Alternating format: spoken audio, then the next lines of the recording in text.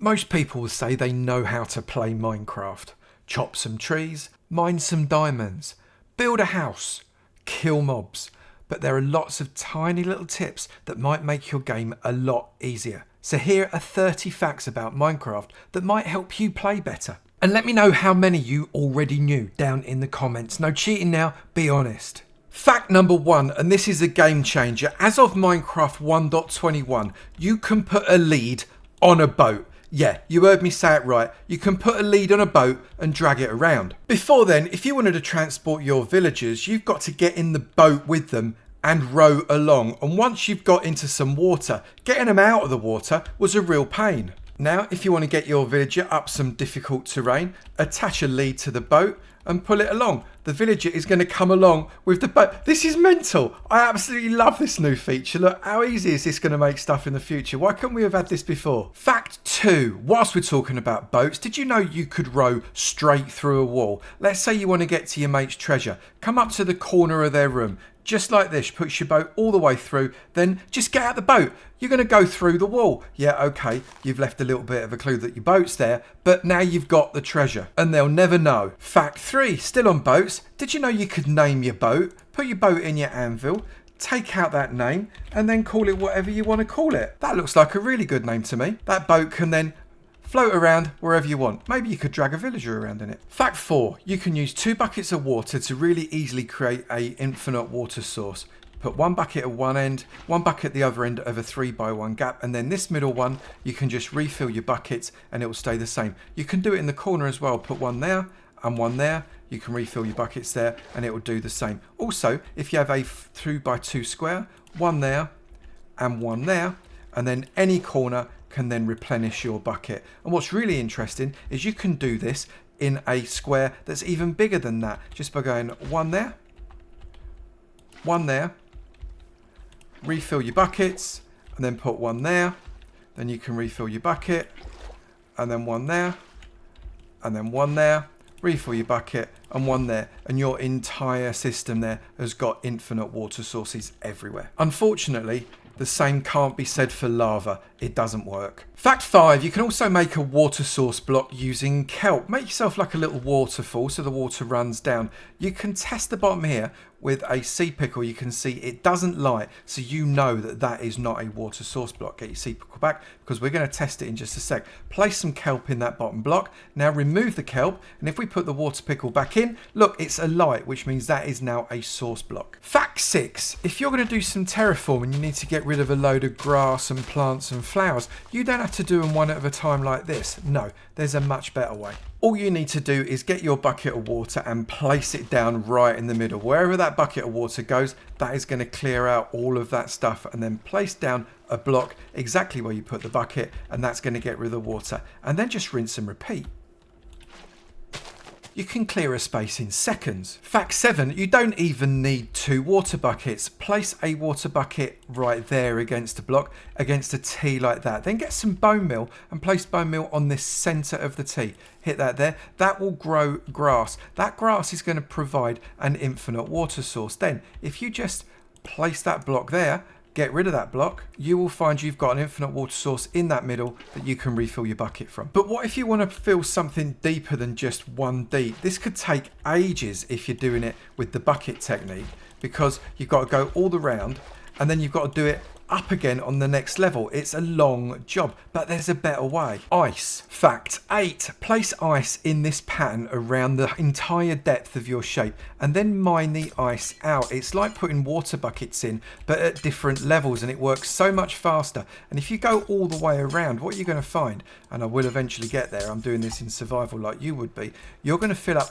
your entire area. Only 2 left, 1, 2, 3, 4, and then finally 1, 2, 3 and 4. That is going to fill up all the way across, and I've got source blocks all the way to the bottom. Fact 9, you can create farmland as far as 4 blocks away from a water source. So 1, 2, 3 and 4, and it will still hydrate. 1, 2, 3, 4, they'll all hydrate, which means you can have 1, 2, 3, 4, 5, 6, 7, 8 blocks between your source blocks. And as a result, you don't need as many source blocks in between your farm fields as you actually think. That means you can have an area 27 blocks by 9 blocks that will completely hydrate with just 3 water sources. That's 200 243 blocks in total, minus the 3 water source blocks. That's 240 blocks that you can grow crops on. And a little bonus fact for you, if you place a step in, that will waterlog as well. And if you chop it out, the water will still be there, like you can see. And that means that you won't fall in that water source, because there's nothing more annoying than when you're farming and you're falling in the water. You keep bobbing around and you have to come up and jump out and you might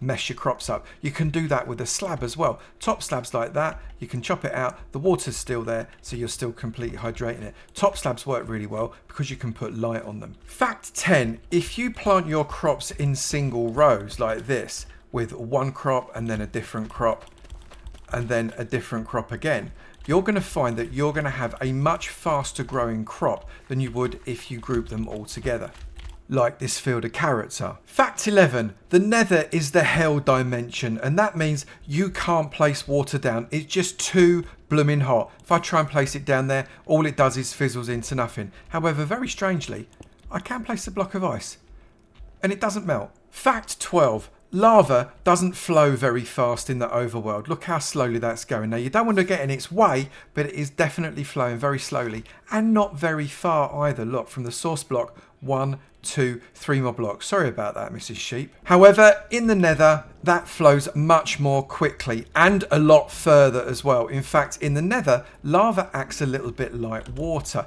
Water goes 8 blocks in the overworld. 1, 2, 3, 4, 5, 6, 7, 8 blocks for lava in the nether. Fact 13. You can fall from a sweet berry bush from any height whatsoever, from thousands of blocks up if necessary. That is, of course, until you start moving out of the sweet berry bush. Then it's going to prickle you. Finding a bastion remnant in the nether to get your netherite smithing template upgrade can take a really long time, so you definitely only want to have to do it once. Unless you really like raiding bastions, of course. So fact 14 allows you to duplicate your smithing template. So if this is a netherite upgrade smithing template, you need a block of netherite in there, your template at the top, and then place your diamonds all around the outside. You'll get 2 smithing templates as a result. Yeah, it's really expensive. You can duplicate the other templates as well in exactly the same way. You just need to change the netherrack block for something else depending on what trim it is you are going to be using. The Vex armor trim, you need cobblestone. The Dune armor trim, you need sandstone. The Tide armor trim, you need prismarine. They kind of make sense, and all of them are on that table right there. Pause the video if you want to make a note of it. Fact 15, different mobs take different fall damage. I've created this tower to show the number of blocks we're going to drop a number of different mobs. If I come up to number 19 and place a spider on that trapdoor, get rid of the trapdoor, the spider doesn't die. But if I go to 20, get rid of the trapdoor, that spider is an ex-arachnid. Let's have a go at creepers now. So I've come up to level 23. Place a creeper there, drop it, down it goes. That creeper survives. If I then come and get a zombie, do exactly the same. That zombie survives. If I get a skeleton, do the same. That skeleton survives. It likes level 23. It's not at all bothered by it. Let's go up to level 24. Creeper. Down it goes. That creeper's dead. Zombie. Zombie doesn't survive.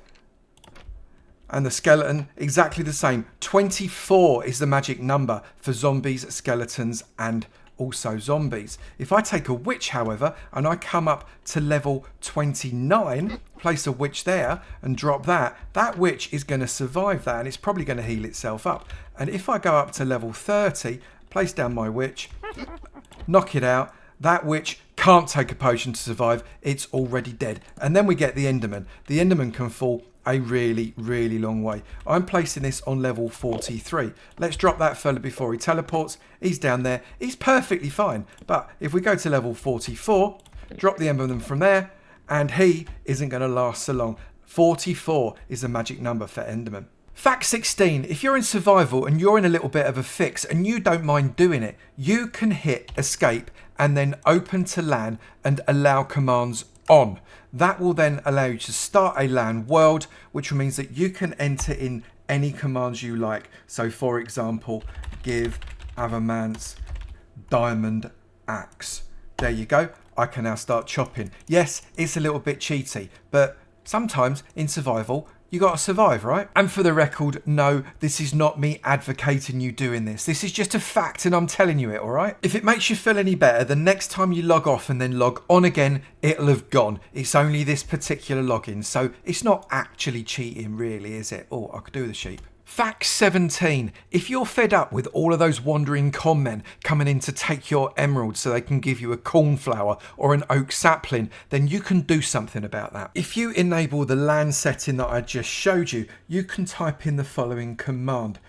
Game rule space do trader spawning and is false, and that will mean you'll never get a wandering trader again. Although, you do have to admit, they are a great source of leads to be able to drag those boats around when you want to put villagers in one place or another. Fact 18. Hostile mobs won't ever spawn in a mushroom biome, so if you want to set up shop in a safe way and not playing peaceful, this is the perfect idea for you. Fact 19. You can't plant mushrooms at all at a light level above 13. And they also can't have direct access to the sky, so I can plant one there and I can plant one there because they are underneath this and they've got a light level of less than 13.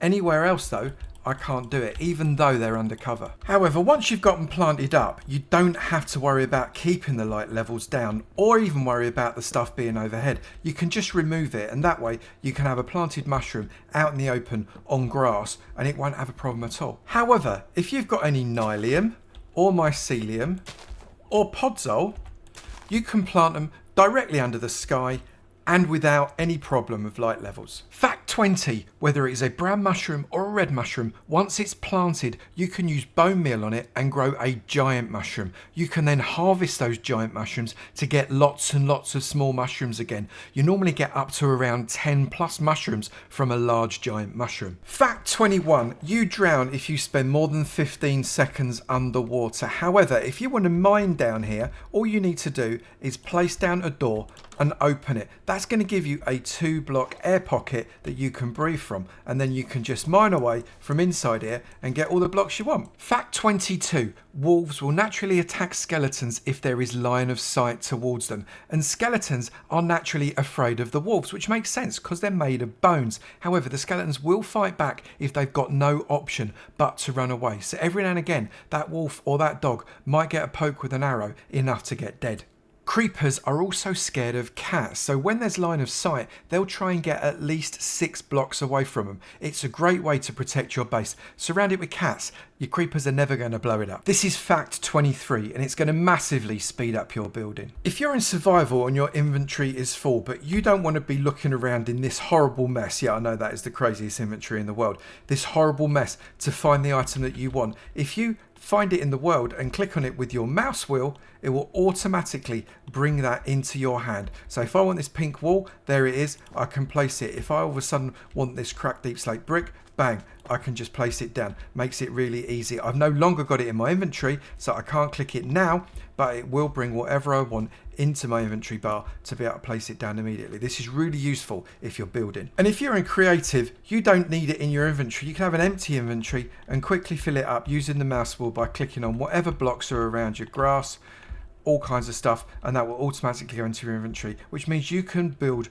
really, really quickly. Fact 24. Being able to smelt items in Minecraft is hugely important. For example, you're going to need to smelt up a lot of iron because you're going to be using a lot of iron. Did you know also that a lava bucket is one of the best fuels in the game? That is going to smelt up 100 items because it will go for 1,000 seconds over a full stack of iron.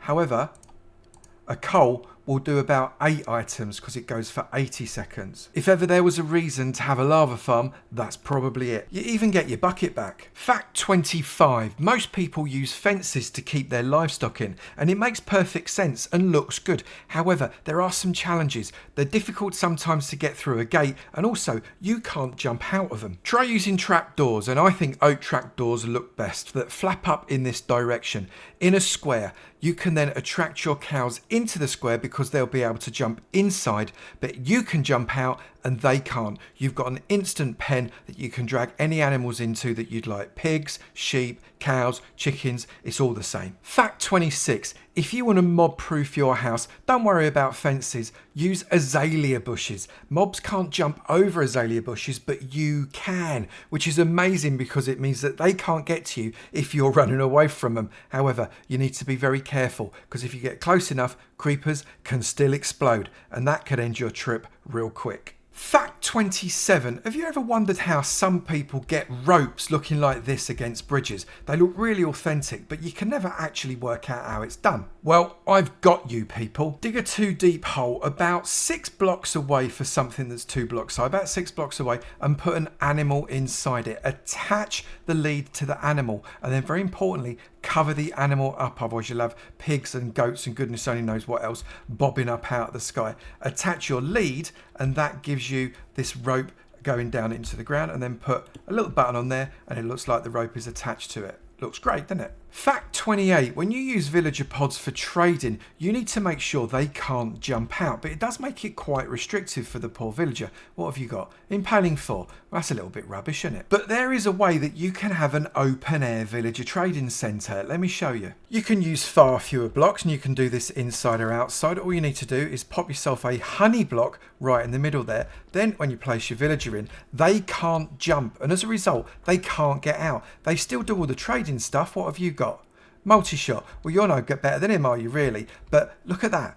Absolutely stuck, won't go anywhere. The problem is, of course, if a zombie comes along, they can just jump right in. So maybe it's better to do this inside. Fact 29. If you place a coral fan on top of a waterlogged block, for example, a trapdoor like this, it doesn't turn grey and die. It keeps its colour and looks beautiful, and it's a really good way of decorating a body of water, whether it's a big lake or a tiny little pond in your back garden. If you've got a thin but tall structure, the last thing you want is a thick ladder going up to the top. So fact 30, you can make a much thinner ladder out of trapdoors and ladders.